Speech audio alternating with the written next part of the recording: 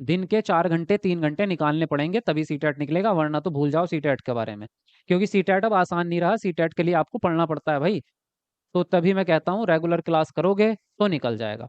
बस आपकी अगर दिक्कत पढ़ने में है तो उसके लिए मैं खड़ा हूँ भाई। आपको कोई भी कॉन्सेप्ट हो, कोई भी आपका कितना ही बड़ा कॉन्सेप्ट हो, कितना ही कठिन हो, समझाने के लिए मैं खड़ा हूँ आपको। बस आप पढ़ने वाले होने चाहिए। चलिए शुरू करते हैं हम क्लास। आज का 9 वाले क्लास का क्या हुआ सर? अरे गुरुजी महात्मा, 9 ही तो बज रहे हैं। 9 ही वाले क्लास तो चल रही है ये। जी गुड इवनिंग सभी को, नमस्ते, सत श्री अकाल, वालेकुम अस्सलाम। बहुत बढ़िया। चलो वीडियो को लाइक कर दो एक बार जिस जिसने नहीं किया है। स्टार्टिंग में ही हमारा ये तरीका है कि स्टार्टिंग में वीडियो को लाइक करो, फिर क्लास देखना स्टार्ट करो। क्योंकि क्लास इतनी ज़बरदस्त है कि आपको लाइक करना ही पड़ेगा, है ना? चलो, देखो अब मूल्यांकन को समझेंगे कि मूल्यांकन है क्या, और फिर उसके बाद में समझेंगे उसके कौन-कौन से प्रकार होते हैं। ज़्यादा मुश्किल नहीं, हम आसान भाषा में, यही मेरा टैग वर्ड है, आसान भाषा में। तो आसान भाषा में ही हम चीज़ें सीखते हैं जो आपको बिल्कुल बच्चों की तरह समझ में आ जाती है। तो आसान भाषा क्या है? मूल्यांकन या इवैल्यूएशन का आसान भाषा है जाँच करना, ठीक है? या पता लगाना, ठीक है? आसान भाषा कर रहा हूँ मैं आपकी, आसान भाषा। आसान भाषा में जाँच करना या पता लगाना या किसी के बारे में जानना, है ना? किसी के बारे में जानना, ये है आपका बारे में जानना। यही है आपका मूल्यांकन। वैसे मूल्यांकन की परिभाषा पढ़ोगे तो बड़ी अजीब-सी परिभाषा होती है। परिभाषा कौन पूछ रहा है आपसे? लिखित प्रश्न थोड़ी आ रहे, टिक मार वाले आते हैं। कॉन्सेप्ट समझ में आना चाहिए, ठीक? तो मूल्यांकन का मतलब होता है जाँच करना या फिर किसी के बारे में पता लगाना या फिर आपका ये किसी के बारे में जानना। तो मूल्यांकन किसका होता है? बच्चे का होता है। अगर हम अपने उसकी बात करें, अपने स्कूल की या एजुकेशन सिस्टम की बात करें तो मूल्यांकन बच्चे का होगा। वैसे तो मूल्यांकन किसी का भी हो सकता है, मैं अपना मूल्यांकन भी कर सकता हूँ। मैं अपने घर में अपने भाई का मूल्यांकन कर सकता हूँ, अपनी बहन का मूल्यांकन कर सकता हूँ, अलग-अलग फ़ील्ड में। लेकिन यहाँ पे बात सिर्फ़ कक्षा की करेंगे क्योंकि मेन बात है कि हमारा सीटेट का फ़ील्ड है। तो मूल्यांकन का मतलब ये है कि जब बच्चा आपकी क्लास में आया है आपसे पढ़ने के लिए, बच्चे ने एडमिशन लिया, अभी नया बच्चा है, आपके स्कूल में पहली बार आ रहा है। तो पहली बार आप क्या करते हैं, स्कूल में जब वो बच्चा आता है तो सबसे पहले आप करते हैं उससे कुछ बातचीत करते हैं, ये जानने के लिए कि उसका लेवल क्या है। ये पता लगाते हो ना आप कि स्टार्टिंग में उस बच्चे को कितनी चीज़ें आती हैं। फिर हम वहाँ से शुरुआत करेंगे। अगर मान लो किसी बच्चे को छोटी-बड़ी लिखना आता है, एबीसीडी भी लिखना आता है बच्चे को। बच्चे को गिनती भी आती है, 1 से 1 से 50 तक की गिनती आती है। तो फिर हम क्या करते हैं, बच्चे को वहाँ से आगे बढ़ाते हैं कि अब उसको शब्द लिखना सिखाएँगे या उसका उच्चारण सिखाएँगे। लेकिन एक बच्चा ऐसा आता है जिसको अभी पेन पकड़ना भी नहीं आया, तो क्या करेंगे उसके लिए? उसके लिए पहले को-करिकुलर एक्टिविटीज़ के द्वारा उसको यही सिखाएँगे कि हाथ का मूवमेंट कैसे होता है, पेन पकड़ना सिखाएँगे, स्क्रैबलिंग सिखाएँगे, फिर उसको हाथ पकड़ के उसको अक्षर के ऊपर फिराते हैं। क्यों? क्योंकि अगर हमें लेवल नहीं पता बच्चे का वर्तमान स्तर क्या है, तो आगे की हमारी जो जर्नी है वो खराब हो जाएगी। पहले हमें ये पता होना चाहिए कि हम यहाँ कहाँ खड़े हैं इस समय पे, है ना? आपको दिल्ली जाना है तो पहले पता होना चाहिए इस समय मैं बनारस में खड़ा हूँ तो भैया बनारस से दिल्ली का इतना टिकट लगेगा, ये वाली सवारी आएगी। अगर आपको पता ही नहीं है, बनारस में खड़े हो और चंडीगढ़ का टिकट ले रहे हो तो दिल्ली थोड़ा पहुँचोगे? तो ये होता है कि हम जाँच करते हैं बच्चे की। जाँच कई प्रकार की होती है। एक जाँच तो यही होगी कि स्टार्टिंग में ही कर ली। इसको कहते हैं नियोजित मूल्यांकन, वो अभी आगे पढ़ाऊँगा जब प्रकार में आओगे। फिर हम क्या करते हैं, बच्चे की बीच-बीच में जाँच करते हैं। तो कुल मिला के बच्चा जो भी अभी आता है बच्चे को, जो हम बच्चे को सिखाएँगे उसकी जाँच करेंगे। बच्चा कितना सीख चुका है उसकी जाँच करेंगे। बच्चे की जो हमने सिखा दिया है उसमें कोई गलती रह गई है उसकी भी जाँच करेंगे। भई जो गलतियाँ रह गई है उसको ठीक भी तो करना है, कहीं गलतियाँ छोड़नी थोड़ी है। अब आप लोगों का डाउट्स होता है जो भी तो उसका जवाब मैं बताता हूँ ना कि भई आपका ये डाउट्स रह गया, अब इसको दोबारा सीख लो। तो उसकी जाँच करते हैं। फिर जब हम पूरा सिलेबस खत्म करवा देते हैं, मान लो 3 महीने में या 6 महीने में पूरा सिलेबस खत्म करवा दिया। फिर लास्ट में जाँच करते हैं कि अब बताओ बच्चे ने पूरे 3 महीने में क्या सीखा? या पूरे 6 महीने में क्या सीखा? वो एक अलग प्रकार का मूल्यांकन है। तो कुल मिला के बच्चे की जाँच करते रहते हैं हम टाइम टू टाइम। बच्चे का स्तर क्या है इसका पता लगाते रहते हैं। पता पता स्तर का लगाते हैं, त्रुटियों का लगाते हैं, है ना? कठिनाइयों का पता लगाते हैं, कठिनाई का पता लगाते हैं। बच्चे की क्षमता का पता लगाते हैं, है ना? बच्चे की नॉलेज का यानी कि ज्ञान का पता लगाते हैं। बच्चे की परफॉर्मेंस यानी कि बच्चे की परफॉर्मेंस को हिंदी में कहते हैं हिंदी में कहते हैं उसको अरे यार! परफॉर्मेंस को हिंदी में क्या कहते हैं? निष्पादन। कभी-कभी शब्द याद नहीं आता। निष्पादन निष्पादन का पता लगाते हैं। तो इन चीजों का पता लगाते हैं, इसी को इवैल्यूएशन कहेंगे, इसी को आपका असेसमेंट भी कहेंगे, इसी को मूल्यांकन कहेंगे। ठीक है। असेसमेंट में और मूल्यांकन में फर्क जानना चाहते हो? वैसे सीटेट में जरूरत नहीं पड़ती, दोनों का एक ही अर्थ है। देखो, असेसमेंट का और मूल्यांकन में क्या फर्क है। असेसमेंट को कहते हैं, असेसमेंट भी, असेसमेंट को कहते हैं आकलन हिंदी में, असेसमेंट को कहते हैं आकलन। तो इवैल्यूएशन और असेसमेंट में क्या अंतर है? इवैल्यूएशन का मतलब है पूर्ण रूप से जांच करना, पूर्ण रूप से जांच करना कि मैं आपके बारे में जानना चाहता हूं। अब वो किसी भी समग्र होगा, वो समग्र होगा। मैं आपकी भाषा के बारे में भी जानूंगा, आपका बिहेवियर कैसा है, आपका कैरेक्टर कैसा है, आपका फैमिली बैकग्राउंड क्या है, आप किस प्रकार के इंसान है, आपकी बुद्धि क्षमता कितनी है, आपको क्या क्या चीजें पसंद है, सारी चीजों का क्या करूंगा मैं, सारी चीजों का इवेल्युएशन, इसको कहते हैं इवेल्युएशन, यानी कि इसको कहते हैं मूल्यांकन। असेसमेंट इसका ही छोटा भाई है। असेसमेंट किसी एक पर्टिकुलर चीज के बारे में होगा, असेसमेंट होता है किसी एक पर्टिकुलर चीज के बारे में, जैसे कि गणित का, गणित के बारे में मुझे गणित में बच्चे की कितनी क्षमता है उसका पता लगाना है, उसका होगा असेसमेंट। असेसमेंट होता है एक तरह की परीक्षा, एक तरह की रणनीति, एक तरह की जांच जो पर्टिकुलर किसी एक चीज के बारे में होगी, कि बच्चे की लेखन क्षमता का क्या करना है, मूल्यांकन नहीं, लेखन क्षमता का आकलन करना है। लेकिन अगर हम बात करें बच्चे के भाषा विकास का क्या करना है, तो आकलन नहीं, भाषा विकास का मूल्यांकन करना है। लेकिन ये मैंने आपको जानकारी के लिए बताया है, आपके कॉन्सेप्ट के लिए। ये सीटेट में नहीं पूछेगा आपसे कि आकलन में और मूल्यांकन में क्या अंतर है, ये नहीं पूछेगा। वो दोनों को एक ही मानता है कि बच्चे की जांच करना। अब मूल्यांकन आपको पता चल गया क्या होता है, अब आगे बढ़ेंगे। ठीक है, इसको साफ कर दूं मैं, ये तो आप वैसे लिखने की जरूरत नहीं है, तो याद भी रख सकते हो, कॉन्सेप्ट है ये। चलो आगे बढ़ेंगे। पहले मुझे ये बताओ 500 लाइक कंप्लीट हो गए या नहीं हुए हमारे, जल्दी कमेंट देखो, चेक करो, मुझे कमेंट करके बताओ, मैं नहीं देख रहा, तुम बताओ, आप लोग बताओ मुझे जल्दी से। 500 लाइक्स कंप्लीट हो गए हमारे, और अगर नहीं हुए तो करो जल्दी से फटाफट, जल्दी चेक करो और बताओ मुझे 500 हुए या नहीं हुए।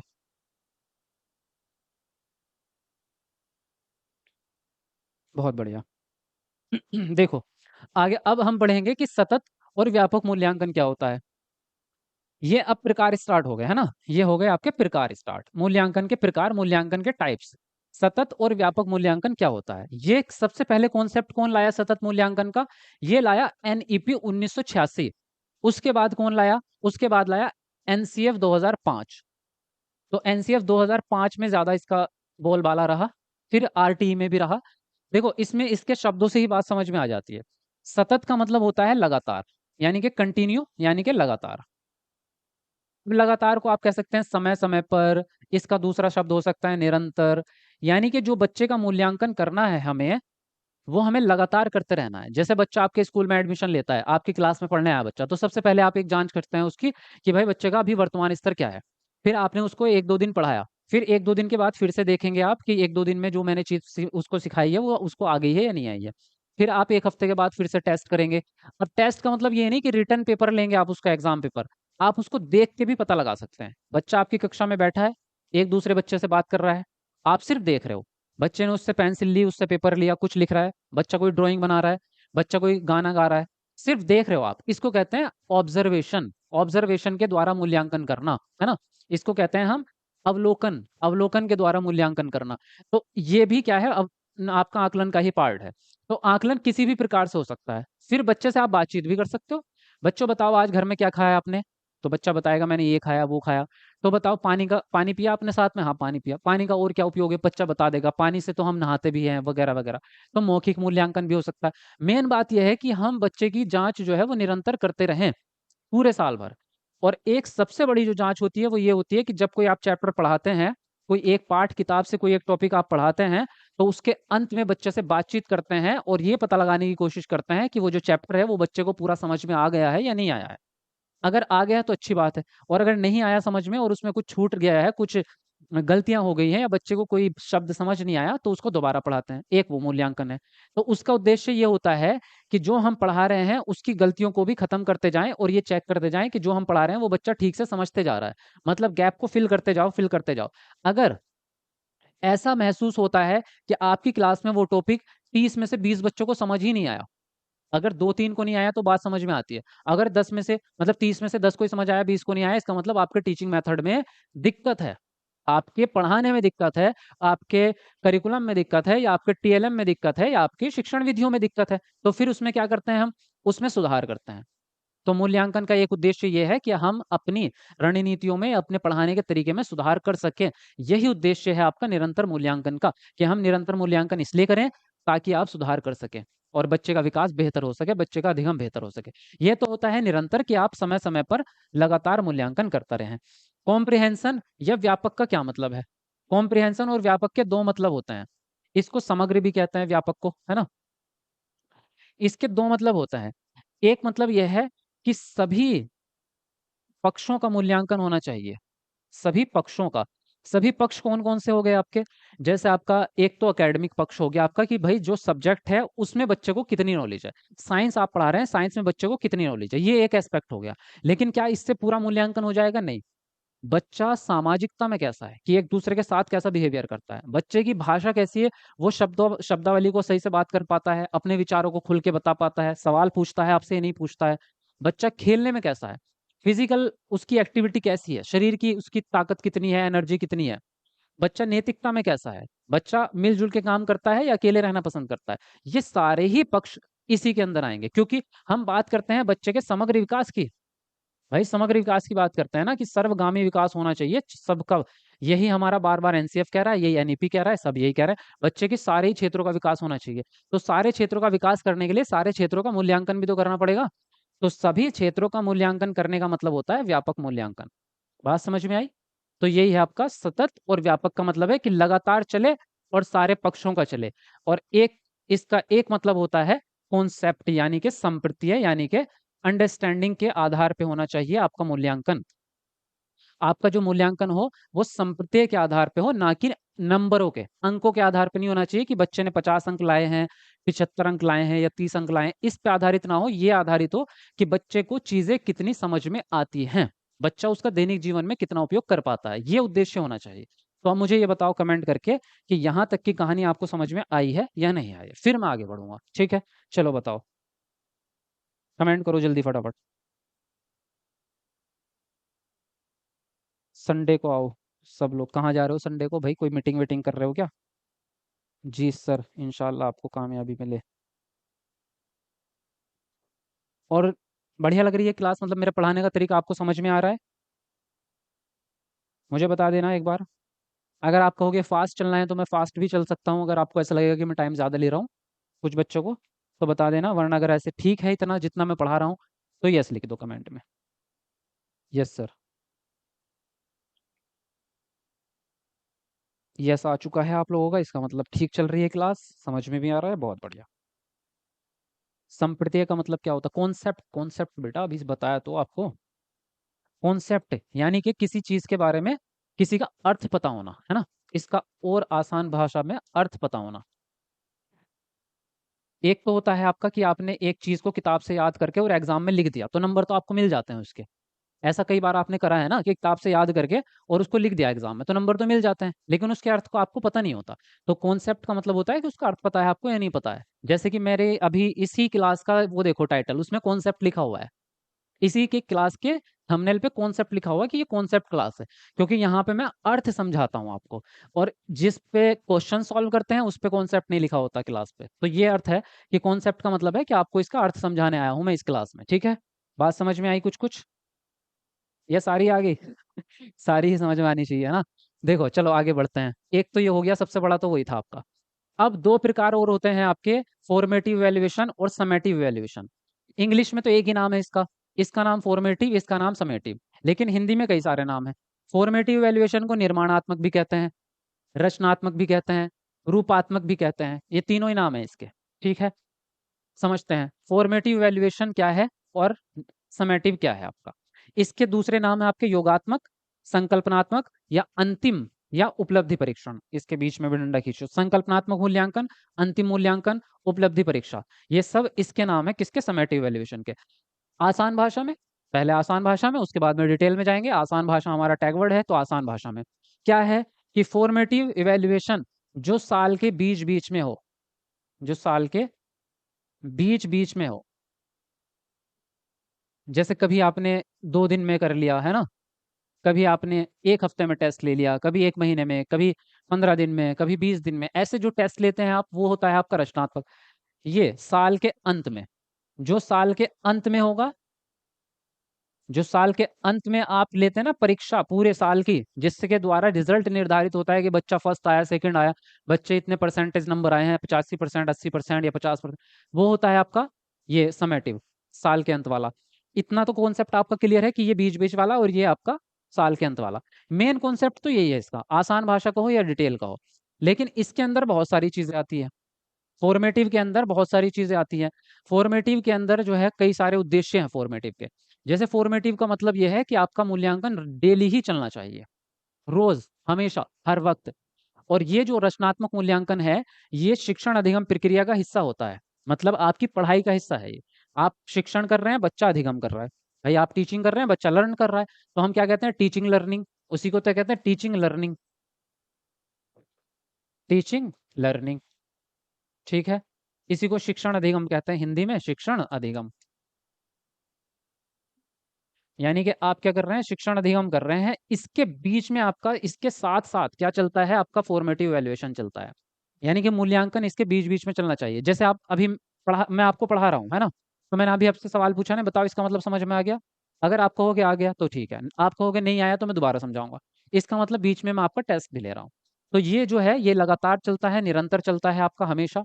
फॉर्मेटिव जो होता है वो निरंतर वाली प्रक्रिया है आपकी, हमेशा चलेगा, लगातार चलेगा। ठीक है, इसका काम फीडबैक देना भी होता है। फीडबैक यानी कि प्रतिपुष्टि, कि बच्चा कितना सीख चुका है, कितनी अभी आया है, उसमें कहाँ जांच। इसी के द्वारा आप गलतियों की भी पहचान कर लेते हैं।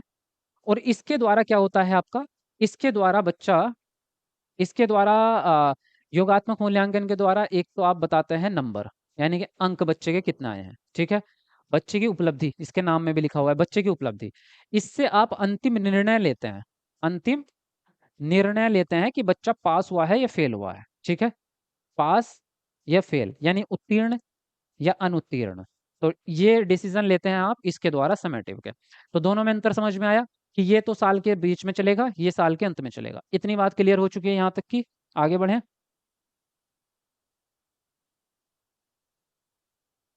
जी, क्या कह रहे हो, कमेंट देख लेता हूँ मैं एक बार आपके, कभी किसी का कोई सवाल आया हो। जी, बहुत बढ़िया। चलो 700 लाइक्स होने वाले भाई, 2 लाइक बच रहे हैं, जरा करो फटाफट। कमेंट को नीचे करके सब लोग लाइक करो, अब तक तो 1000 हो जाने चाहिए थे भाई।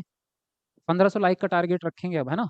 अभी बच्चे भी अच्छे सब आ रहे हैं रेगुलर रोज, तो सब लोग लाइक करो। क्लास भी हमारी इतनी बेहतरीन चल रही है, एकदम नंबर 1, है ना। कॉन्सेप्ट भी समझ में आ रहा है सारा। तो लाइक करो फटाफट से सब लोग, फिर इसमें कंजूसी किस बात की। फिर आता है आपका निदानात्मक मूल्यांकन। देखो, निदानात्मक मूल्यांकन जो है, ये रचनात्मक मूल्यांकन का हिस्सा है। किस वाले का, इस वाले का, पहले वाले का। ये फॉर्मेटिव वैल्यूएशन का ही हिस्सा है, फॉर्मेटिव का ही हिस्सा है। लेकिन इसको फिर भी हम अलग रखते हैं, एक अलग रूप में। निदानात्मक मूल्यांकन का मतलब इसके नाम में ही छुपा हुआ है, निदान। निदान का मतलब होता है पहचान करना या पता लगाना। जैसे कि आप हॉस्पिटल में कभी गए होंगे, इंग्लिश में डायग्नोस्ट, डायग्नोस का मतलब भी यही होता है आपका, है ना। डायग्नोसिस का मतलब यही होता है आपका, क्या होता है, पहचान करना। तो जब अभी कभी आप हॉस्पिटल गए होंगे, तो वहां पे किसी कमरे के सामने लिखा होता है डायग्नोस्टिक सेंटर, लिखा होता है डायग्नोस्टिक रेस्ट रूम, ऐसा लिखा होता है। यानी कि ये जांच केंद्र है, ये वाला जो कमरा है, यहाँ पे जांच होती है। जांच किस चीज की करते हैं, आपकी बीमारी जो है उसकी जांच होती है ना। पहले बस हॉस्पिटल जाओगे तो पहले आपकी बीमारी की जांच होगी, उसके बाद में आपको दवाई मिलेगी या आपका इलाज होगा, उपचार बाद में होगा। ठीक, तो पहले जांच होती है किस चीज की, आपका जो बीमारी है उसके कारण का पता लगाया जाता है। आपको मान लीजिए बुखार है, तो पहले टेस्ट करेंगे कि डेंगू वाला बुखार है, कि मलेरिया वाला बुखार है, ये टाइफाइड वाला बुखार है। अगर हुआ टाइफाइड वाला, दवाई मलेरिया की दे रहे हैं, तो आप कभी भी ठीक नहीं हो सकते। तो पहले क्या करना पड़ेगा, आपका जांच करनी पड़ेगी, यानी कि डायग्नोस करना पड़ेगा। सेम चीज एजुकेशन में, अगर बच्चे को किसी सब्जेक्ट में दिक्कत आ रही है या किसी चैप्टर में दिक्कत आ रही है, बच्चे को कोई चैप्टर समझ में नहीं आ रहा है, तो आप क्या करते हैं, उसके कारण का पता लगाते हैं, है ना। बच्चे के कारण का, बच्चे को वो बात क्यों नहीं समझ आई भाई, उसका पता लगाओ। बच्चे को ये सब्जेक्ट क्यों नहीं समझ में आया, इसका पता लगाओ। हो सकता है बच्चा पढ़ने में ठीक हो, टीचर ही ना पढ़ा रहा हो सही से, टीचर का मेथड ही गलत हो सकता है, या फिर बच्चे के घर में कोई प्रॉब्लम है कि मम्मी ने डांट के भेजा है इसलिए नहीं पढ़ा रहा, या फिर बच्चे को दूर का दिखाई नहीं देता, आपने उसको पीछे बिठा रखा है, उसको बोर्ड दिखाई नहीं दे रहा इसलिए समझ नहीं आ रहा, या बच्चे के हिसाब से, लेवल के हिसाब से आपका कॉन्सेप्ट हाई लेवल का है, अभी बच्चा छोटा है और आप ज्यादा ऊपर के लेवल की चीज पढ़ा रहे हो। तो इन कारणों का पता लगाना ही क्या है, आपका निदानात्मक मूल्यांकन है। इसके तरीके कई सारे हो सकते हैं, आप चाहे लिखित परीक्षा के द्वारा पता लगा लो, या चाहे आप मौखिक रूप से पता लगा लो, ये इस तरह से भी आप किसी भी तरह से पता लगा सकते हैं। और बेसिकली जो निदानात्मक मूल्यांकन है 99% क्लास के अंत में होता है, कक्षा के अंत में। यानी कि जो आपने जैसे कोई चैप्टर पढ़ाया, अभी मैंने आपको कोई चैप्टर पढ़ाया, आपने बच्चे को एक चैप्टर पढ़ाया हाथी के बारे में, तो अभी क्लास आपकी मान लीजिए 30 मिनट की क्लास है, आपने 25 मिनट पढ़ाया या 20 मिनट आपने टॉपिक पढ़ाया, लास्ट के जो 10 मिनट है उसमें आप बातचीत करते हैं बच्चे से कि भाई बताओ कि कौन सी चीज नहीं समझ में आई है, कौन सा चैप्टर इसमें कोई बात ऐसी रह गई है जिसमें दिक्कत हो रही है। तो ये जो लास्ट के 10 मिनट का डिस्कशन है, यही आपका निदानात्मक मूल्यांकन है। निदानात्मक मूल्यांकन आपको समझ में आ गया क्या होता है? समझ में आ गया? आगे बढ़ूं? अब देखो, आपने त्रुटियों का, कठिनाइयों का पता लगा लिया, किसका? कठिनाई का पता लगा लिया ना कि बच्चे को दिक्कत कहाँ हो रही है, आपने कारण भी पता लगा लिया, आपने बच्चे की त्रुटि भी पता लगा ली, है ना? अब क्या करोगे आगे? छोड़ दोगे उसको ऐसे ही? उसको ठीक भी तो करोगे। भाई बीमारी, डॉक्टर ने आपकी बीमारी का पता तो लगा लिया, उसको दवाई भी तो देंगे, उपचार भी तो करेंगे, उसको ठीक भी तो करेंगे। तो इसको ठीक करने के लिए दोबारा शिक्षण किया जाता है। क्या करते हैं हम? दोबारा से शिक्षण करते हैं, यानी कि दोबारा पढ़ाते हैं, दोबारा से पढ़ाते हैं हम इसको। जो चीज बच्चे को समझ नहीं आई है वो दोबारा पढ़ाते हैं। अब चाहे उसी दिन पढ़ा लो या अगले दिन पढ़ा लो, वो आपकी इच्छा है। अगर अभी टाइम है आपके पास अभी पढ़ा लो, टाइम नहीं है तो अगले दिन पढ़ा लो। तो ये जो दोबारा पढ़ाते हैं आप, इस दोबारा पढ़ाने को हम कहते हैं उपचारात्मक शिक्षण।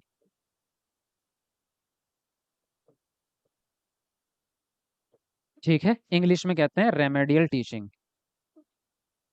रेमेडियल की स्पेलिंग क्या थी भाई, मैं स्पेलिंग भूल गया। रेमेडियल, स्पेलिंग पे थोड़ा ध्यान दे लेना। बाकी रेमेडियल टीचिंग बोलते हैं इसको। ठीक है, इसको रेमेडियल टीचिंग बोलते हैं। स्पेलिंग ठीक कर लेना, मुझे याद नहीं आ रहा इसका ई था कि आई था यहाँ पे। रेमेडियल टीचिंग बोलते हैं उपचारात्मक शिक्षण। तो दो चीजें साथ में आते हैं इसके सवाल आपके कि निदानात्मक परीक्षण क्या है और उपचारात्मक शिक्षण क्या है। मूल्यांकन की जगह कई बार परीक्षण भी लिखा आएगा, ये भी याद रखना, एक ही बात होती है। इसके नाम में छुपा हुआ है, इसके नाम में जैसे निदान छुपा हुआ था, इसके नाम में बताओ क्या छुपा हुआ है? इसके नाम में क्या छुपा है आपका? इसके नाम में छुपा है उपचार। और उपचार का मतलब क्या होता है आपका? उपचार का मतलब होता है ठीक करना। भाई मरीज को जब ठीक करते हैं दवाई देके तो उसको उपचार ही तो कहते हैं। तो पहले निदान यानी कि पहले पता लगाओ कारण का, फिर उसके बाद में ठीक करो तो उसको उपचार। तो बच्चे की दिक्कत का पता लगाना निदानात्मक परीक्षण, और बच्चे की दिक्कत को ठीक कर देना उपचारात्मक शिक्षण। दोनों कॉन्सेप्ट एकदम जड़ से खत्म करे हैं। अब बताओ इन दोनों में कोई दिक्कत आएगी जिंदगी भर, या आज समझ गए इसको? इन दोनों में कोई दिक्कत आनी है? ये भी एक बात है कि ये पहले होगा ये बाद में होगा। पक्की बात है ना, पहले तो जांच ही होगी। ये पहले होगा ये बाद में होगा। अब बताओ यहाँ तक कोई दिक्कत आ रही है या बात समझ में आ गई है आपको?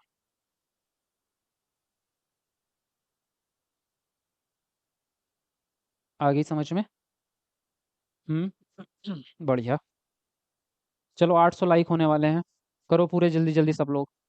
अगर आप नए भी हैं हमारी क्लास में तो भी भाई अब आपकी जिम्मेदारी है कि लाइक करना बनता है, क्योंकि अब हमारे चैनल का हिस्सा बन चुके हैं, हमारे परिवार का हिस्सा आप बन चुके हैं।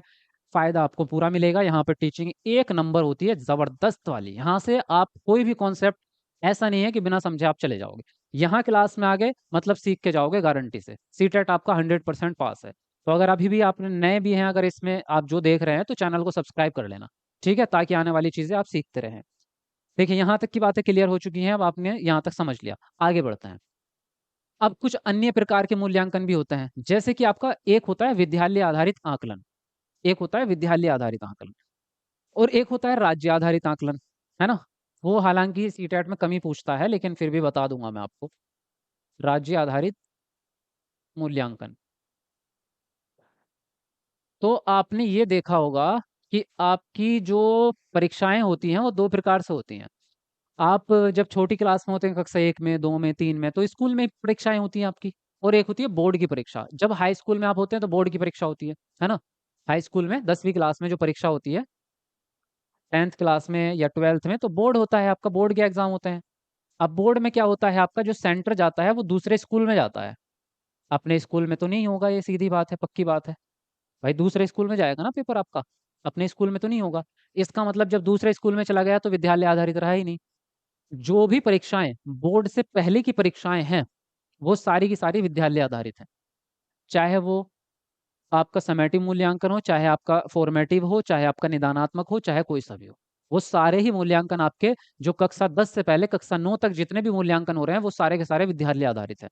लेकिन उन विद्यालय आधारित आकलन में रचनात्मक मूल्यांकन की भूमिका 99% है, 1% ही योगात्मक मूल्यांकन की भूमिका रहती है। जो साल के अंत में परीक्षा ले रहे हैं उसकी बहुत भूमिका नहीं है, जो पूरे साल भर जो मूल्यांकन चल रहा है उसकी मेन भूमिका है विद्यालय आधारित में। अब ये कॉन्सेप्ट क्यों आया विद्यालय आधारित वाला, ये इसलिए आया क्योंकि छोटे बच्चे को जब आप पढ़ा रहे हैं तो उसके बारे में उसका टीचर सबसे बेहतर जानता है।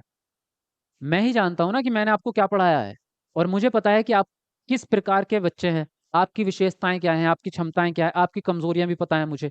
अगर कोई बच्चा दृष्टिबाधित है तो मैं उसका मूल्यांकन लिखित परीक्षा से तो नहीं लूंगा, इतना मुझे भी पता है ना? तो मैं उसका कैसे लूंगा? उससे बातचीत करके, मौखिक रूप से या ब्रेल लिपि के द्वारा, इस तरह से। तो ताकि बच्चों का मूल्यांकन सटीक हो सके और बेहतर हो सके, इसीलिए विद्यालय आधारित कॉन्सेप्ट आया है कि बच्चे का जो मूल्यांकन लेगा वो उसी के स्कूल का टीचर लेगा, बाहर के लोग नहीं लेंगे। ये 9th क्लास तक का है। 10th में जाके बोर्ड परीक्षा होती है। इतनी बात समझ में आ गई? तो विद्यालय आधारित मूल्यांकन तो ये हो गया आपका। अब अब ये 3 मूल्यांकन आते हैं आपके, अधिगम के लिए मूल्यांकन, अधिगम का मूल्यांकन और अधिगम के रूप में मूल्यांकन। इसमें सबसे ज्यादा कंफ्यूजन होता है क्योंकि इसके नाम एक जैसे हैं तीनों के तीनों के। जब नाम एक जैसे हो जाते हैं ना, भाई बहनों के भी नाम हो जाते हैं एक जैसे, है ना? अनु और मनु रख दिया किसी ने नाम, अनु और मनु, तो बुलाएंगे अनु को, आएगी मनु, है ना? मम्मी बुला रही है, अनु कहाँ है? तो मनु कह रही जी मम्मी मैं तो यही हूँ। अरे तुझे नहीं बुलाया, है ना? तो एक जैसे नाम रखने में बड़ा कंफ्यूजन हो जाता है। तो इसलिए इनके नाम एक जैसे हैं, इनमें बड़ा कंफ्यूजन होता है, लेकिन इसको ट्रिक के माध्यम से कैसे पहचानेंगे, उस जैसे हम रखते हैं ना वो, फिर निकनेम रखना पड़ता है उनका, है ना? एक का नाम गोलू रख दिया और एक का नाम चिंटू रख दिया, अब कंफ्यूजन नहीं होगा। तो अब इनका भी कुछ ऐसी क्रियाक्रम करेंगे ताकि आप इस कंफ्यूज ना हो, ठीक है? लेकिन उससे पहले मैं 1 मिनट के लिए आपकी कमेंट देख लूं, मेरे गले को भी शांति मिल जाएगी, फिर मैं आपको आगे बताऊंगा। ये कॉन्सेप्ट बीएड में भी आता है। हाँ, तो बीएड में तो सब चीजें हैं, ये सारी हैं आपकी। बताओ क्लास कैसी लग रही है, कमेंट करके बताओ जरा। अंदाज पसंद आया आपको मेरा पढ़ाने का?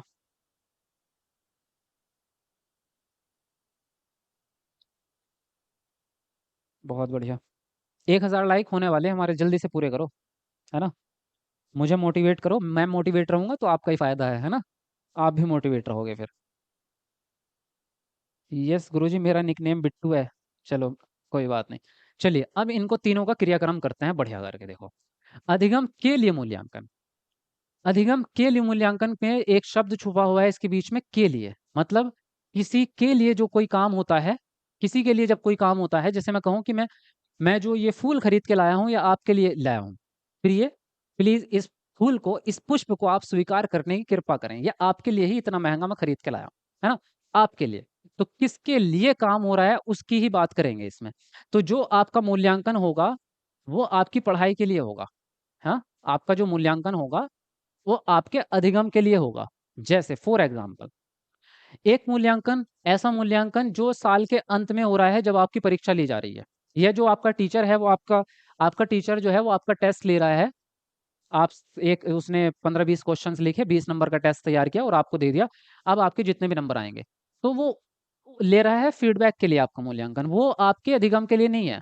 लेकिन एक तरह से आप मूल्यांकन करते हैं जब आप पढ़ाई कर रहे हैं और उस समय पे आप अभी सीटेट की तैयारी कर रहे हैं, तो आप घर पे बैठे हैं और आपने प्रीवियस पेपर उठाया सीटेट का, और आपने देखा आज मैं 30 क्वेश्चन सीडीपी के सॉल्व करूंगा या करूंगी, और आप खुद से बैठ करके आराम से, और उसको आपने टाइम भी लगा दिया, 30 मिनट में इसको सॉल्व करूंगा, 30 क्वेश्चन, अब उसको सॉल्व कर रहे हैं आप। सॉल्व कर रहे हैं, क्यों सॉल्व कर रहे हो उसको? आप मूल्यांकन तो कर रहे हो, लेकिन क्यों कर रहे हो? क्योंकि आप पढ़ाई कर रहे हो। अगर आपसे कोई ये पूछेगा कि आप क्या कर रहे हो बेटा, आपकी मम्मी आई आपसे पूछेगी क्या कर रहे हो, आप क्या कहते हो? कि मैं अपना एग्जाम ले रही हूँ। आप ये कहते हो मैं अपना मूल्यांकन कर रही हूँ, आप ये कहोगे मैं अपने टेस्ट ले रही हूँ, आप कहोगे मम्मी मैं पढ़ाई कर रही हूँ। क्या कहोगे? मम्मी मैं पढ़ाई कर रही हूँ, यही कहोगे ना? क्योंकि वो जो मूल्यांकन आप ले रहे हैं, जो अपना ही टेस्ट, जो प्रश्न सॉल्व कर रहे हैं, वो आप सीखने के लिए कर रहे हैं। अभी आपकी फाइनल परीक्षा नहीं हुई है। फाइनल परीक्षा तो तब होगी जब सीटेट का एग्जाम होगा। अभी आप जो अपना मूल्यांकन कर रहे हैं उस समय पे बैठे हुए, वो अधिगम के लिए हो रहा है, इसलिए वो वाला मूल्यांकन है आपका अधिगम के लिए मूल्यांकन। क्लियर इतनी चीज यहाँ तक की? सेम इसी तरह से जो निदानात्मक परीक्षण आपने लिया, अभी पढ़ा ना वो ऊपर, तो जैसे बच्चों को कोई चैप्टर पढ़ाया और उसमें कोई गलतियां बच्चों से आप चेक कर रहे हैं मूल्यांकन, कि भाई बच्चों बताओ कोई दिक्कत तो नहीं है, कहीं परेशानी तो नहीं है। वो मूल्यांकन क्यों कर रहे हो आप, ये बताओ? वो इसलिए कर रहे हो क्योंकि आप उन्हें दोबारा पढ़ाओगे वो चीज, जो कॉन्सेप्ट है। अगर उन्हें समझ नहीं आया तो मूल्यांकन कर रहे हो कि दोबारा समझा सकें, वो भी अधिगम के लिए मूल्यांकन है। जहां बात हो रही है कि इस मूल्यांकन का पर्पज है उस चीज को और बेहतर सिखाना, इस मूल्यांकन का पर्पज है कि बच्चे को वो कॉन्सेप्ट अच्छे से समझ में आ जाए, उसका अर्थ और अच्छे से सीख जाए, वो आपका अधिगम के लिए मूल्यांकन। इतनी क्लियर? अब आते हैं अधिगम का मूल्यांकन।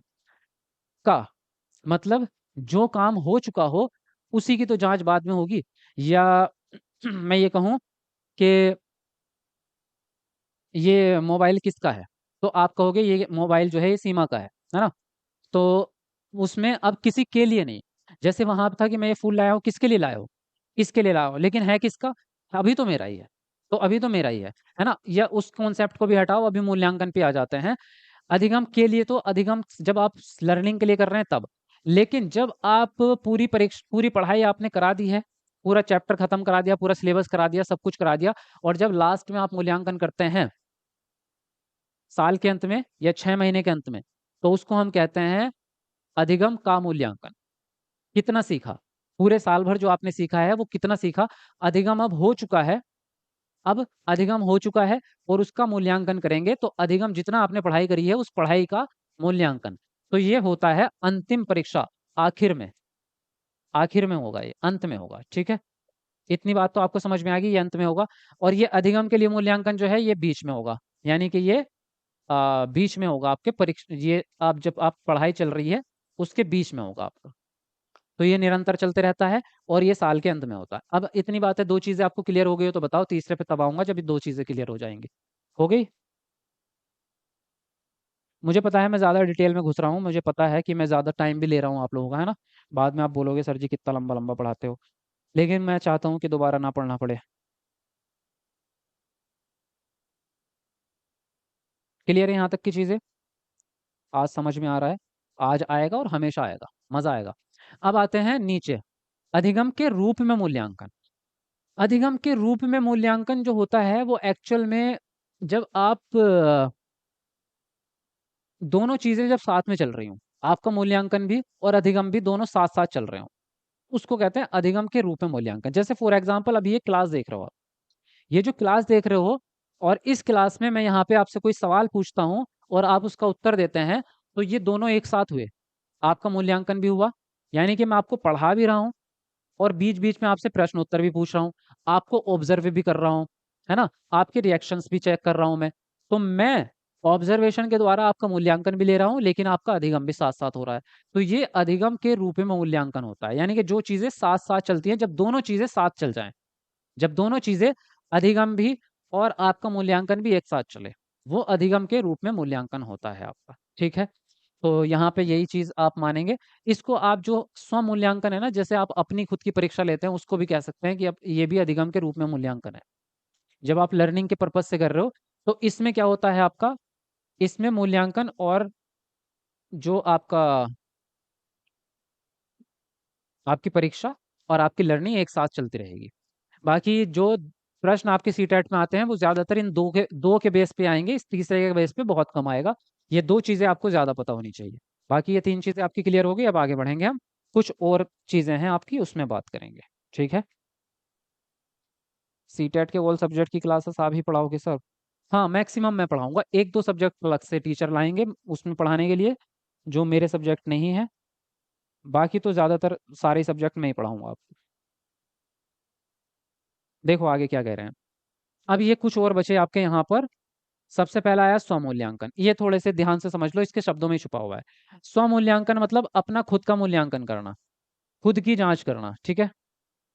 अब चाहे कोई भी तरीके से कर लो, मैं तरीका आपको कहूंगा ही नहीं कौन सा तरीका, तरीका आपकी मर्जी, खुद की जांच करने का जो तरीका आपका। कई बार आप करते हैं, आपने कोई चैप्टर पढ़ा किताब से, फिर उसे लिखते हैं आप दूसरे रजिस्टर पे। ऐसा आप करते हो ना, जब पढ़ाई करते हो, किताब से पढ़ा और उसके बाद में दूसरा रजिस्टर पे आप उसको लिख के देखते हो कि याद हो गया या नहीं हुआ मुझे याद। वो एक। या फिर अपने आपने कोई किताब पढ़ी या मेरी वीडियोस देखी, और उसके बाद में आप अपनी मम्मी के सामने बैठ के कहोगे मेरी बात सुनो, कि मैं इस प्रश्न का उत्तर दूंगी और आप मेरी सुनो कि मैं क्या कहती हूँ। या अब मम्मी को किताब पकड़ा देते हैं आप और कहते हैं कि देखो इसमें जो लिखा है चेक करते रहना, मैं सुना रही हूँ, आप बस खाली चेक करते रहना। तो आप खुद का मूल्यांकन कर रहे हो। जब अपना खुद का मूल्यांकन करना है उसको स्वमूल्यांकन कहेंगे। और ये बच्चे खुद भी करते हैं, इसको सेल्फ एनालिसिस कहते हैं। आप क्या कहेंगे इसको? सेल्फ एनालिसिस, ठीक है। तो इसको स्वमूल्यांकन।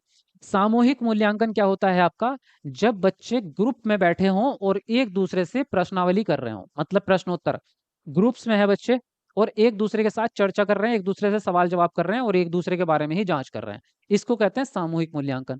कई बार ऐसा होता है कि दो ग्रुप बना दिए जाते हैं, 5 बच्चों का ग्रुप इधर, 5 का इधर, और उनके बीच में जो है क्या कराया जाता है, सवाल जवाब कराए जाते हैं। तो इधर वाली पार्टी इधर से पूछती है, इधर वाली इधर से पूछती है, उनके उत्तर ये वाले देंगे और इनका प्रश्न का उत्तर ये वाले।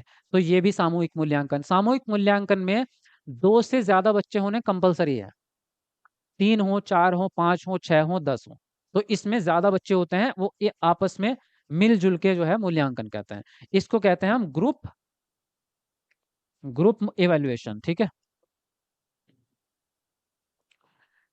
पियर, आपका आता है पियर, है ना। पियर मूल्यांकन, इसको पियर असेसमेंट ही कहते हैं। पियर इवेल्युएशन या पियर असेसमेंट। पियर मूल्यांकन की खास बात क्या है? इसमें केवल 2 बच्चे होते हैं। पियर असेसमेंट में केवल 2 बच्चे होंगे और दोनों ही एक दूसरे से सवाल जवाब करते हैं, और या फिर दोनों ही एक दूसरे के टेस्ट लेते हैं। यानी कि मैं आपसे सवाल पूछूंगा, आप उसका उत्तर देंगे, आप मुझसे सवाल पूछोगे, मैं उसका उत्तर दूंगा। इसमें केवल 2 बच्चे होते हैं और समूह में 2 से ज्यादा होते हैं। तो ये हो गया आपका यहाँ पर सामूहिक और पेयर वाला, ठीक है। अब आता है आपका मानक संदर्भित मूल्यांकन, जिसको मानकीकृत मूल्यांकन भी कहते हैं। मानकीकृत शब्द का क्या मतलब है? इसका शब्द का मतलब समझो तो बात समझ में आ जाएगी। मानक का मतलब क्या है आपका? मानक का मतलब होता है एक बिंदु तय कर देना। एक बिंदु तय कर देना, जैसे कि फॉर एग्जांपल ऐसा होता है, कभी आपने देखी है रनिंग वाली रेस होती है, दौड़ लगाते हैं जैसे पुलिस भर्ती में होती है, या रनिंग के कंपटीशन भी होता है। तो वहां पे एक लाल झंडी होती है या पट्टी बंधी होती है, 400 मीटर की रेस है, सभी लोगों को उस पट्टी पे जाके रेस खत्म होगी। तो वो जो रेस की जो लाल पट्टी है वो आपका मानक है या मानदंड है आपका। आपने वो तय कर दिया कि जो 400 मीटर दौड़ेगा उसी की रेस पूरी मानी जाएगी, जिसने अगर 399 पे भी छोड़ दिया या रेस से पीछे रह गया वो हार जाएगा, वो पास नहीं माना जाएगा, वो काबिल नहीं माना जाएगा। इसका मतलब होता है कि आपने सब बच्चों के लिए एक ही रेस तय कर दी कि सभी बच्चे इतने ही नंबर लेके दिखाएंगे, या सभी बच्चे इस चीज को प्राप्त करेंगे, यहां तक पहुंच करके दिखाएंगे। सबके लिए एक ही मानदंड बना दिया आपने। तो इसको हम कहते हैं मानक संदर्भित मूल्यांकन या मानकीकृत मूल्यांकन। एक तो ये हो गया कि मानदंड आपने एक बना दिया, और इसमें तरीका भी एक जैसा हो जाता है, एक समान तरीका। जो आपकी परीक्षा होती है वो भी एक समान होती है, एक समान परीक्षा होती है सारे बच्चों की। यानी कि जैसे कि आपने एक क्वेश्चन पेपर तैयार करा, किताब से लेकर जो भी आपने पढ़ा दी है किताब आपकी, उसमें आपने क्वेश्चन पेपर तैयार करा, कुछ उसमें बहुविकल्पीय प्रश्न डाल दिए, दो दो तीन तीन, कुछ शॉर्टकट वाले डाल दिए मतलब शॉर्ट वाले, कुछ आपने लंबे विस्तृत प्रश्न डाल दिए, और वो प्रश्न पत्र तैयार करके सारे बच्चों में बांट दिया, चलो परीक्षा दो। तो ये तरीका क्या है? सभी बच्चों की परीक्षा एक ही तरीके से ले रहे हैं। लेकिन ये इसको कह तो दिया हमने मानकीकृत मूल्यांकन या मानक संदर्भित, लेकिन ये तरीका गलत है। ये वाला मूल्यांकन गलत है। एनईपी के द्वारा या एनसीएफ के द्वारा इसको गलत माना जाएगा। वजह क्या है गलत मानने की? बच्चों में वैयक्तिक विभिन्नता होती है। कोई बच्चा दृष्टिबाधित है, समावेशी शिक्षा का दौर है, तो कोई बच्चा दृष्टिबाधित, कोई श्रवण बाधित, कोई आपका फिजिकली हैंडीकैप्ड है, कोई ऑटिज्म है, कोई सामान्य प्रकार का बच्चा है, कोई बुद्धिलब्धि में बहुत उच्च है, प्रतिभाशाली है आपका। तो सभी बच्चों की जब क्षमताएं अलग अलग हैं, तो एक जैसी परीक्षा से सबका मूल्यांकन कैसे हो जाएगा? आपने मान लीजिए लिखित परीक्षा ले रहे हैं आप, तो दृष्टिबाधित बच्चा कभी भी आपको लिखित परीक्षा में लिख के ही नहीं दे पाएगा प्रश्न। उसको पता है आपके सवालों के जवाब, लेकिन आपके पूछने का तरीका गलत है। लिख के मत पूछो, बोल के पूछो। जब आप उससे बोल के पूछोगे वो आपको सारे उत्तर बता देगा। तो उसके लिए अलग तरीका। ऑटिज्म बच्चा है, वो आपको बोल के नहीं बता पाएगा क्योंकि वो सोशल डेवलपमेंट में कम होता है, वो आई कांटेक्ट भी नहीं करता और बातचीत में संप्रेषण में उसको दिक्कत होती है। तो ऑटिज्म बच्चा आपको बोल के नहीं बताएगा, वो एक्टिविटी के द्वारा बताएगा, उससे करवा लो काम, वो करके दिखा देगा आपको। तो सबके लिए क्या होगा, अलग तरीके होने चाहिए, इसलिए हम कहते हैं मूल्यांकन विभिन्न प्रकार के होने चाहिए। मूल्यांकन विभिन्न प्रकार के होने चाहिए, ना कि एक प्रकार के। तो एक समान परीक्षा या मानक संदर्भित मूल्यांकन करना गलत बात होती है, निगेटिव होता है आपका। यहाँ तक की चीजें आपको क्लियर हो गई हैं जी? बताइए, मूल्यांकन समझ में आया आपको? सब लोग बताओ मुझे, बोल बोल के मेरा गला सूख गया। बताओ। अगर आपको समझ में आ गया तो मेरी मेहनत वसूल हो जाएगी। है ना?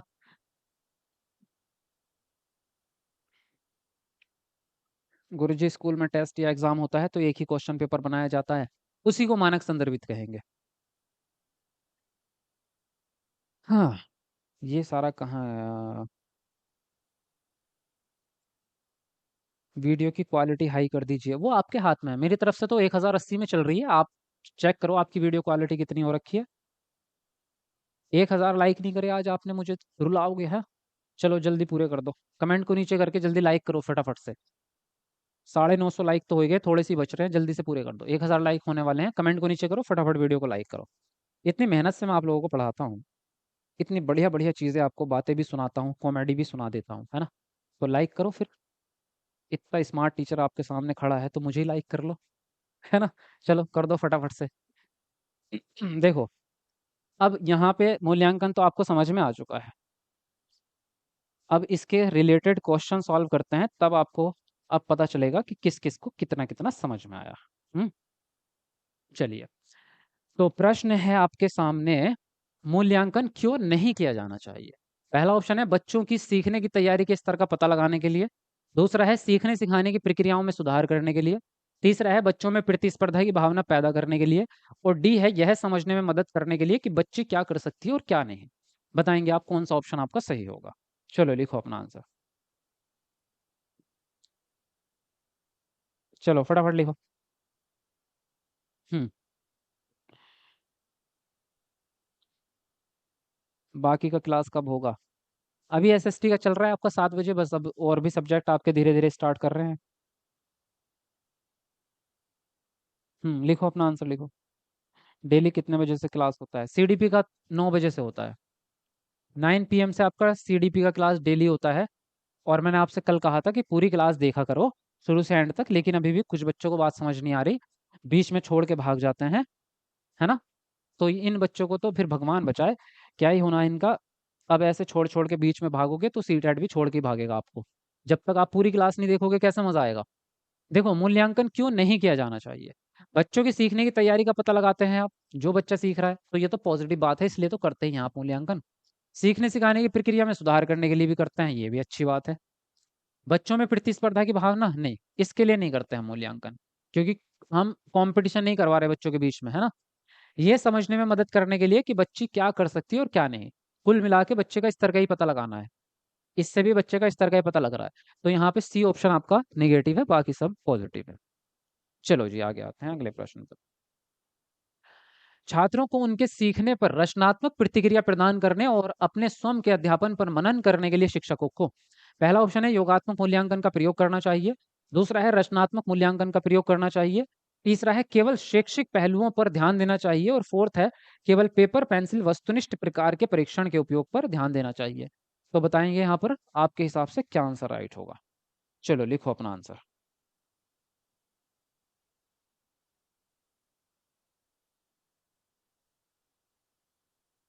चलो बढ़िया, जल्दी जल्दी लिखते रहो अपना आंसर।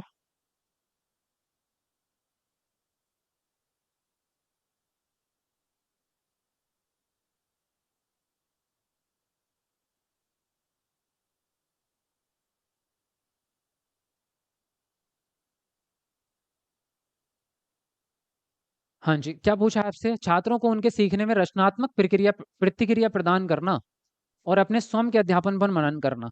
यानी कि बच्चा वो टीचर खुद के भी टीचिंग मेथड पे विचार करेगा। तो कौन सा मूल्यांकन होगा आपका? सीधी बात है, रचनात्मक ही होगा। रचनात्मक यानी कि फॉर्मेटिव कहाँ गया? दूसरा वाला फॉर्मेटिव वाला होगा आपका, तभी बच्चे तभी जो है आप जो लगातार होता है ना आपका पूरे साल भर, वही उसी में जांच कर पाओगे आप। एक बार आपने लास्ट में हो गया, आपका साल खत्म हो गया, उसके बाद में सुधार का कोई चांस नहीं बचता, फिर तो आप पास या फेल करोगे बस, उससे ज्यादा कुछ नहीं करोगे। केवल शैक्षिक पहलू पे ध्यान देना ये भी गलत होता है, हम कह रहे हैं सभी कॉम्प्रिहेंशन, व्यापक, सारे ही पहलुओं पर ध्यान देना है। केवल पेपर पेंसिल परीक्षा, तो केवल एक प्रकार की परीक्षा नहीं चलती, विभिन्न प्रकार की लेनी पड़ती है। तो आंसर राइट होगा बी ऑप्शन। सही हो रहे हैं आपके उत्तर। चलो, अगला प्रश्न है आकलन सीखने से कैसे जुड़ा है। पहला है आकलन और सीखने के बीच कोई संबंध नहीं है। दूसरा है आकलन सीखने के अंत में होना चाहिए। तीसरा है आकलन सीखने का एक अभिन्न अंग होना चाहिए। और डी है आपका सीखने को मूल्यांकन के आधार पर निर्देशित किया जाना चाहिए। तो बताएंगे कौन सा ऑप्शन आपका सही होगा। जल्दी लिखो आंसर।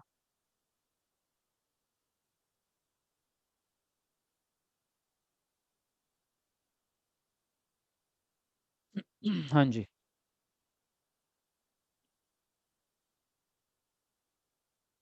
जी, क्या कहा आपसे, आकलन सीखने से कैसे जुड़ा है आपका, आकलन और सीखने के बीच में कोई संबंध नहीं है, ये तो गलत बात है। क्योंकि हमने अभी अभी तो बात की है अधिगम, सीखने को ही तो अधिगम कहते हैं। तो अधिगम के लिए तो मूल्यांकन हो ही रहा है आपका। आकलन सीखने के अंत में होना चाहिए, ये सही है नहीं। जो आपका साल के अंत में होता है योगात्मक वाला, वो सही नहीं है। हमें चाहिए रचनात्मक वाला।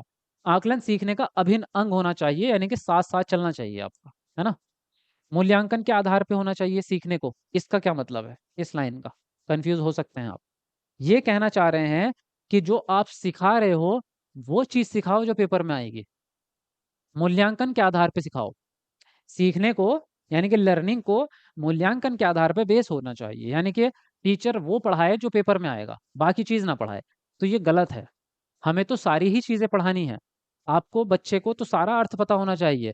पेपर में जो आएगा वो बाद में देखा जाएगा, पेपर में तो उसी में से आ जाएगा। मेन उद्देश्य तो लर्निंग कराना है, मेन उद्देश्य परीक्षा थोड़ी है। मेन उद्देश्य है बच्चे को अर्थ पता होना।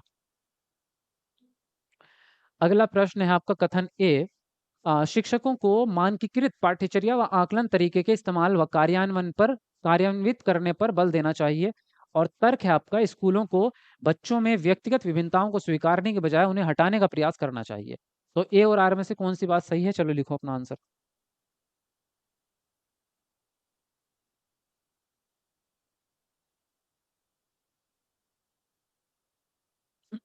हाँ जी, फटाफट लिखा करेंगे अपना आंसर सब लोग। बढ़िया, चलो 1,000 लाइक हमारे पूरे भी हो गए, थैंक यू वेरी मच। जिन्होंने नहीं किया वो कर देना भाई। डी ऑप्शन देखते हैं। शिक्षकों को मानकीकृत पाठ्यचर्या करनी चाहिए, नहीं। मानकीकृत निगेटिव है, हमने अभी अभी बात की थी। मानकीकृत आपका गलत है। स्कूलों को बच्चों में व्यक्ति की विभिन्नता को स्वीकारने के बजाय हटाना चाहिए, नहीं। पहली बार तो आप हटा नहीं सकते, और हटाने का प्रयास भी मत करो। व्यक्ति की विभिन्नता को स्वीकार करो और उनके हिसाब से ही टीचिंग करो। जो चीज की जरूरत उनको है वो उनको उपलब्ध कराओ। तो दोनों ही बातें आपकी गलत हो गई, डी ऑप्शन राइट हो जाएगा। नेक्स्ट है बच्चों के आकलन के बारे में निम्नलिखित में से कौन सा कथन सही नहीं है। पहला ऑप्शन है मूल्यांकन केवल अंक के रूप में मात्रात्मक होना चाहिए। दूसरा है कक्षा की गतिविधि के दौरान मूल्यांकन किया जाना चाहिए। तीसरा है बच्चों का अवलोकन आकलन का एक महत्वपूर्ण उपकरण है। और फोर्थ है आपका आकलन को बच्चों के सीखने की निरंतरता को समझने पर ध्यान देना चाहिए। तो बताएंगे यहाँ पर कौन सा ऑप्शन सही होगा। चलिए फटाफट से अपना आंसर लिखते रहेंगे सब लोग। और सब लोग टाइम याद रखो भाई, 9 बजे का डेली ही लाइव आना है आपको। काम वाम अपने पहले ही निपटा लिया करो, या रात को निपटाया करो बाद में। ठीक है। नेगेटिव पूछा है आपसे।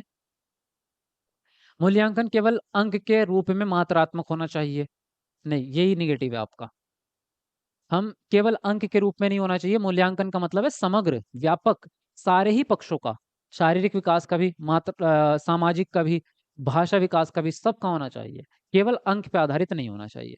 बाकी गतिविधि के दौरान हो, इसी को रचनात्मक कहेंगे। अवलोकन के द्वारा भी हो सकता है, बिल्कुल हो सकता है। निरंतरता होनी चाहिए, बिल्कुल होनी चाहिए। तो आंसर राइट होगा पहला ऑप्शन नेगेटिव के हिसाब से। नेक्स्ट है मूल्यांकन कैसा होना चाहिए, सर्वांगीण और समग्र, मानकीकृत और परीक्षा केंद्रित, योगात्मक और मानक संदर्भित, या फिर शिक्षक केंद्रित और विच्छिन्न। तो बताएंगे कौन सा ऑप्शन आपका सही होगा। चलो लिखो अपना आंसर।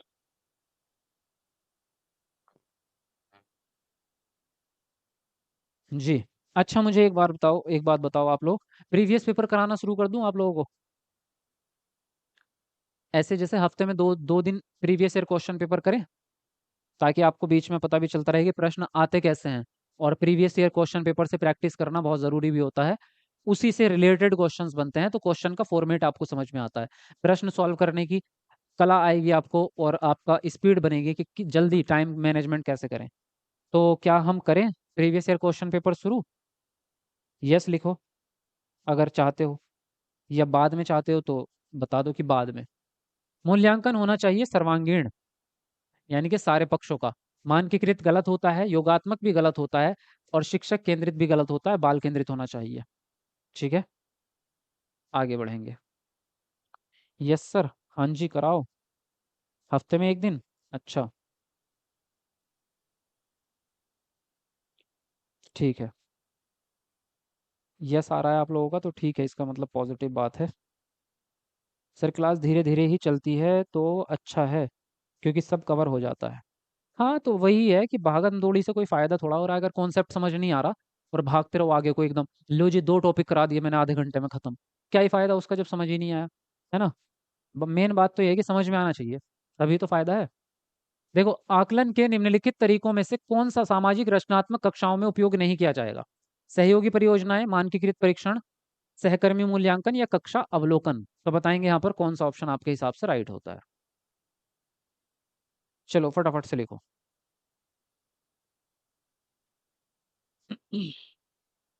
यस सर, तो अब मुझे एक चीज़ और भी ये भी बता दो, जब प्रीवियस पेपर करने हैं तो 2011 से स्टार्ट करें, या अभी करें 2020 से स्टार्ट करें? कैसे चाहते हो, 2011 से 24 तक वाले सारे करें, या बस यही करें 2020 से?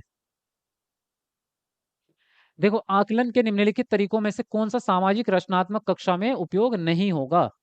सहयोगी तो हो जाएगा, क्योंकि सामाजिकता का तो मतलब ही है मिलजुल के काम करना। मानकीकृत नहीं होगा।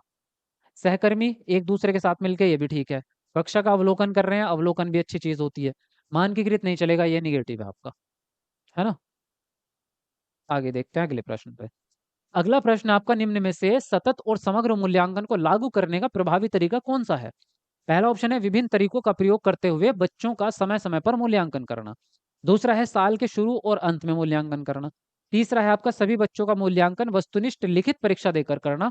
और फोर्थ है मूल्यांकन के लिए मानकीकृत परीक्षाओं का इस्तेमाल करना। तो बताएंगे इनमें से कौन सा ऑप्शन आपके हिसाब से राइट होता है? जी, 2011 से कह रहे हैं ज्यादातर स्टूडेंट। 2011 से, बहुत बढ़िया।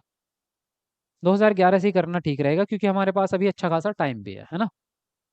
क्योंकि अभी ऐसा तो है नहीं कि भाई अगले महीने हमारा पेपर है तो हमें जल्दी जल्दी करना है।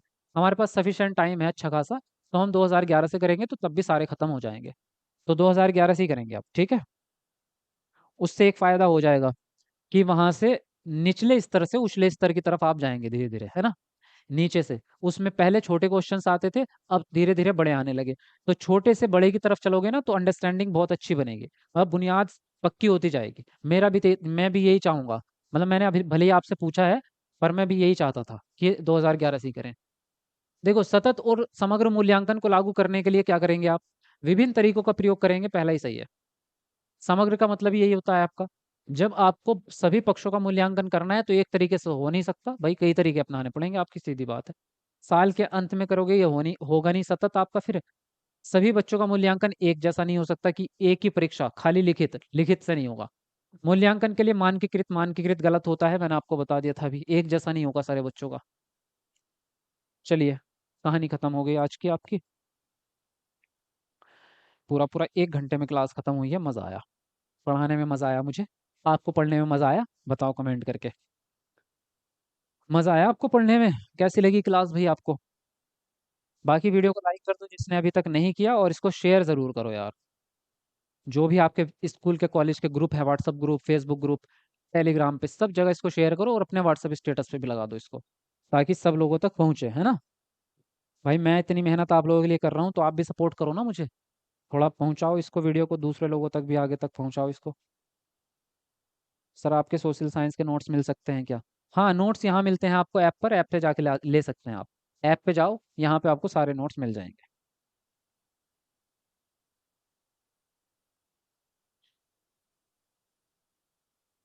ग्रेजुएशन में मेरे पास मैथ्स और पब्लिक एडमिन था। बीएड में मेरा टीचिंग सब्जेक्ट मैथ और इंग्लिश है, तो सीटेट में मैथ और एसएसटी किस की तैयारी करूं? मैथ की। एसएसटी नहीं, आपका मैथ चलेगा। हाँ जी। Thank you sir, yes sir.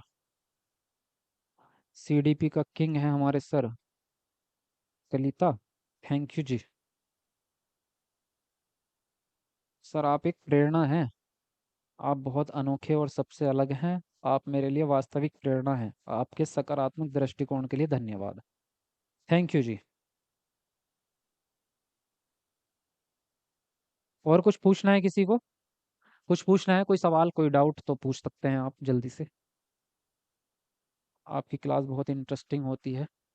STET की वीडियो क्यों नहीं सेंड कर रहे? एसटेट, सुपर टेट अभी करेंगे, अभी थोड़ा धैर्य रखो। केवीएस की स्टार्ट करेंगे, उसके साथ साथ ही केवीएस और सुपर टेट की एक ही सिलेबस है, एक जैसा कॉन्सेप्ट है, तो एक ही क्लास चलेगी दोनों की। सब नोट्स का प्राइस अलग है? नहीं नहीं, सारे नोट्स एक साथ मिलते हैं आपको, सारे सब्जेक्ट के एक साथ, अलग अलग नहीं होते। पूरा कॉम्बो पैक होता है आपका। ईवीएस का कब से स्टार्ट करेंगे? ईवीएस का अगले हफ्ते से करेंगे। तब तक सीडीपी पढ़ो, एसएसटी पढ़ो। बाकी ईवीएस की देखना ही चाहते हो तो पिछली क्लास देख सकते हो, पढ़ी है चैनल पे। और ये सर्च कर लो सीटेट शादाब आलम, तो आपको सारी वीडियोस मिल जाएंगी, प्लेलिस्ट आपके सामने आ जाएगी सारी। क्या लिखना है यूट्यूब पे? सीटेट शादाब आलम, ठीक है। तो आपके सामने ये सारी क्लासेस आ जाएंगी, जितनी अब तक की हुई हैं। ये तो आज की है, आपकी कल की है। और ये वीडियो देख लो भाई सब लोग, जो भी नए बच्चे हैं, सीटेट की तैयारी कैसे करें। ये लिख लो सीटेट शादाब आलम, तब भी आपके सामने आ जाएगी ये वीडियो। तो इसको जाके देख लो आप एक बार, ठीक है।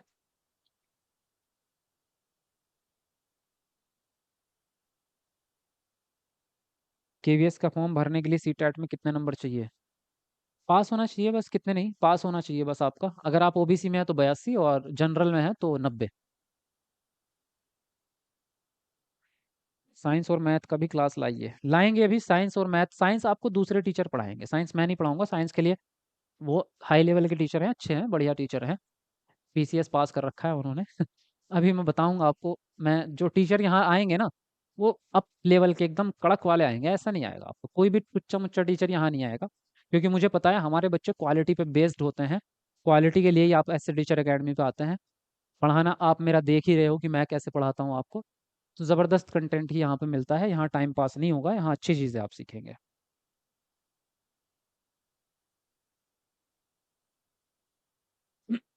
केवीएस का सिलेबस बता दीजिए, इसकी अलग वीडियो बना दूंगा, ठीक है। ऐसे ही आपकी क्लासेस के अकॉर्डिंग स्टडी करूं सर तो मेरा सीटेट निकल जाएगा? दीक्षित, बिल्कुल निकल जाएगा, 100% निकलेगा। बस साथ में प्रैक्टिस और करते रहना।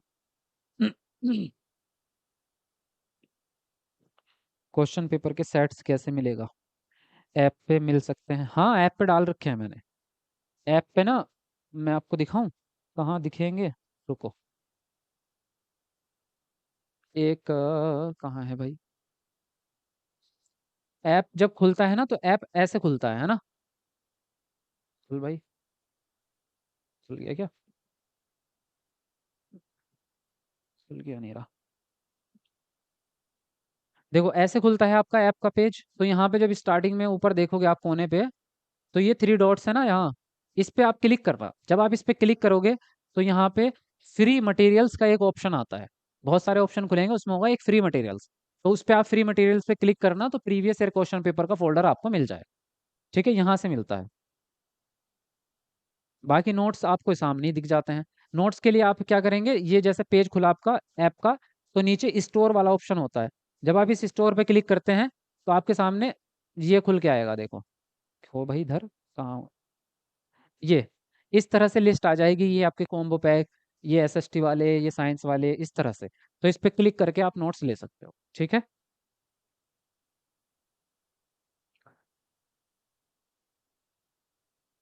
डीएलएड सेकेंड ईयर के बाद केवीएस की तैयारी करूं? हाँ सेकेंड ईयर हो गया तो फिर तो करो, फिर क्यों नहीं करोगे? बीपीएससी 4 के लिए कुछ बताइए सर। बीपीएससी 4 में जीके सबसे ज्यादा है, 70 नंबर का जीके है। तो जी के आपका जो सीटेट की एसएसटी वाली क्लासेस चल रही हैं और अभी साइंस की भी चलेंगी, तो वो दोनों क्लास आप पकड़ लो। जी के आपका खत्म है 70 नंबर, और फिर उसके बाद में मैथ की क्लास चलेगी, तो 30 नंबर का मैथ आ रहा है आपका, 100 नंबर खत्म हो गए। सिलेक्शन तो आपका कम में ही हो जाएगा, तो उससे आपका बीपीएससी खत्म।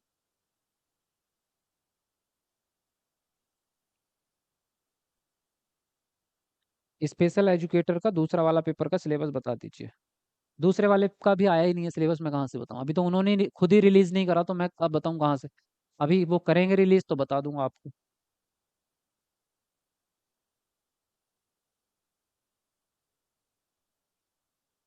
जी, और कुछ पूछना है? चलो, काफ़ी बातें हो गई हैं, तो मिलते हैं आपको नेक्स्ट क्लास में। तब तक के लिए bye bye, take care. Video को लाइक कर दो, और नए बच्चे जितने भी हैं वो सब्सक्राइब कर लो, और अपने दोस्तों भी सब्सक्राइब करवाओ यार। दोस्तों तक शेयर करो इसको। सभी के पास वीडियो जानी चाहिए, जब हम मेहनत कर ही रहे हैं तो सबका भला भी हो जाएगा, अच्छा भी होगा, है ना?